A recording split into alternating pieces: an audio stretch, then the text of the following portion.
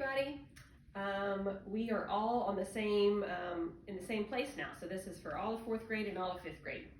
We left off with Rebecca just getting to the clinic, and they're getting ready to take her back. Now sit here, please, and I'll take your temperature. Rebecca didn't know what she was saying, but she sat down because her legs were trembling. When Anna told her to open her mouth and the woman put a stick under her tongue, she felt a tear trickle down her cheek. She was so afraid of what might come next. Would they do the things that hurt, like at the clinic in Rwanda? Would they give her shots?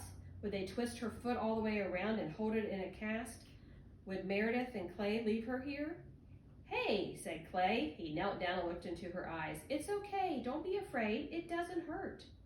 Anna translated and Rebecca nodded her head. She knew this didn't hurt. She was worried about later. All done, said the woman as she took the thermometer out of Rebecca's mouth. Rebecca bent down and wiped the tear off her cheek.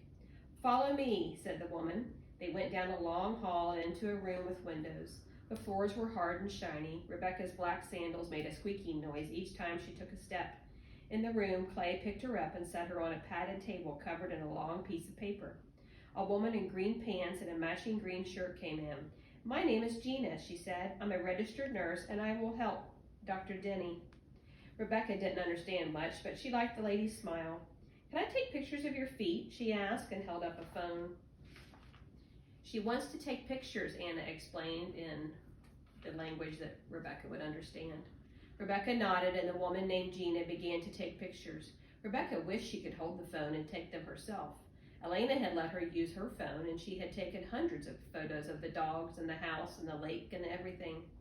The grown-ups chatted as they waited for the doctor. Nobody seemed like they were worried. Maybe it was going to be okay.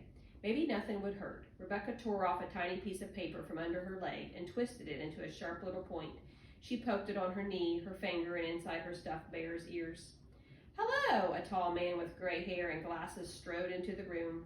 He was wearing a pair of light blue pants and a shirt the same color. He smiled a big smile. I'm Dr. Denny, and you must be Rebecca. Dr. Denny? She wished she could understand all his words.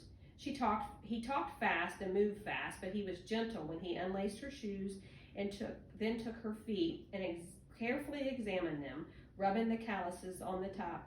He looked at her shoulders and arms and hands too. He even brought in another doctor to look at her arms and shoulders some more. Finally, he turned and talked to the grown-ups for a long time. Rebecca waited for Anna to explain what he was saying. She watched their faces, trying to guess. It was hard to tell. There were worried eyebrows, frowns, and then timid smiles. Anna finally turned to her and translated.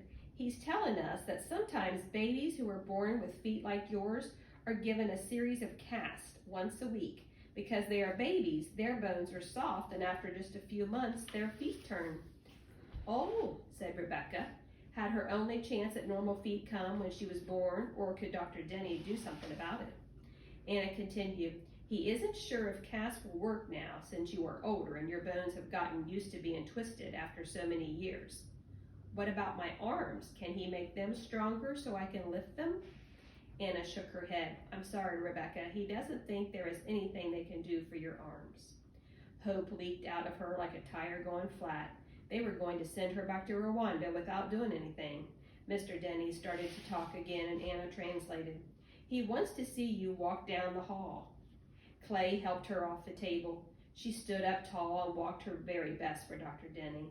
Chance comes once was what Papa said, but she was being given a second chance. It was like a gift, so she must do her very best. She moved fast, her arms swinging as she swayed from side to side. Please, God, she prayed in her head, please help me. Dr. Denny rubbed his eyes and scratched his head. Then he said something to Anna. They want to take some pictures of your bones, she explained. We need to go with the nurse. My bones? Don't worry, the pictures won't hurt. How would it not hurt to slice her skin to the bone to take pictures? She followed Meredith and Anna and the x-ray technician down the hall and trembled as they entered a cold room.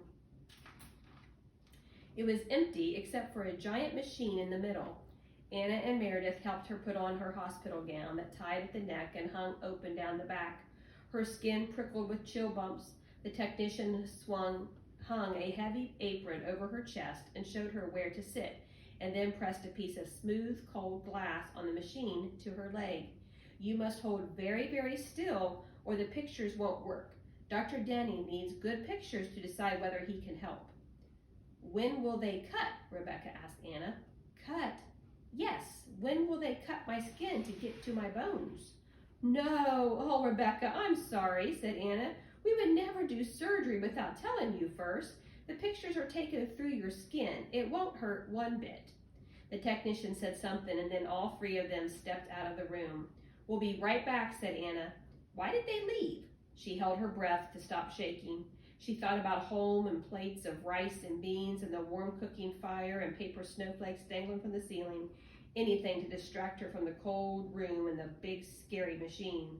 The machine beeped. Good job, said the technician as she came back in the room, and Anna translated. Thank you, said Rebecca. That was it? A little beep? The technician put her in a different position, and they took more pictures again and again, at least a dozen times, until finally they were done. Now we must have to wait and see what Dr. Denny says Anna. As they walked back out into the sunshine, Rebecca felt worry, heavy like a lead apron settling on her shoulders. What would Dr. Denny see on her x-rays? Were her bones ripe for treatment, or would she go back to crawling someday? Medea, if anyone wants to take pictures of your bones, don't worry. The hardest part is the waiting, wondering what will happen next. If the doctor says no, if I have to come home with my feet still twisted, it will hurt at first. But when I see you, maybe the hurt will melt like a crayon in the hot Texas sun. The next morning, while Rebecca was looking for shells at the edge of the lake, Anna hurried across the backyard. Dr. Denny called. He wants to put a cast on your left foot. Rebecca ran across the backyard on the tops of her bare feet, the thick grass soft and cool in the morning air. When? Today? Anna laughed. No, not today. It will be next week, after Danny and I leave. A whole week? A week felt like a long, long time. It will be here before you know it. Dr. Denny explained that he'll start with your left foot. Every week you'll get a new cast, and with each one, he'll turn your foot a little bit more. After 3 or 4 casts, he'll know whether it's working. If it is, he'll keep putting on new casts until your foot is ready for surgery. Rebecca squeezed the shell she was holding, feeling its sharp edges dig into her palm. How long before surgery? Anna put a hand on Rebecca's smooth, shiny head. Months. Rebecca looked down at her curled feet, dusted with sand. Will surgery hurt? You won't feel a thing. You'll be asleep. Besides, that's a long way off. Don't worry about it. Go find some more shells. The week went faster than she thought, just like Anna said it would. She found lots of shells and went on boat rides and met new friends on the street who brought her gifts and stayed to play. In Rwanda, she was just Rebecca with the twisted feet, but here, everyone wanted to meet her. She ran around and around the edges of the trampoline or sat in the middle and let someone bounce her instead. She took trips to the grocery store where the rows and rows of food took her breath away. There was so much of it that could be had without planting or weeding or watering or harvesting. And then there were other stores, ones with clothes and toys and shoes and dishes. Elena bought her a tutu with stiff tulle that stuck straight out like she was doing a permanent twirl. She went to church, and Nate held her during the song so she could see the band play and the singers sing. She even went to the dentist, where there were tiny sharp tools and a strange straw that sucked all the wetness out of her mouth. She didn't like it, but she did like the small bouncy balls she got when she was done. Alrighty guys, we'll continue next week. See ya.